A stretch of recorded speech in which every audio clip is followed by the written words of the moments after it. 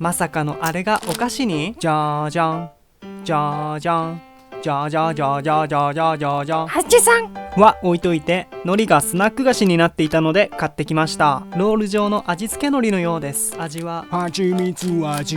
恐る恐る出してみるよ。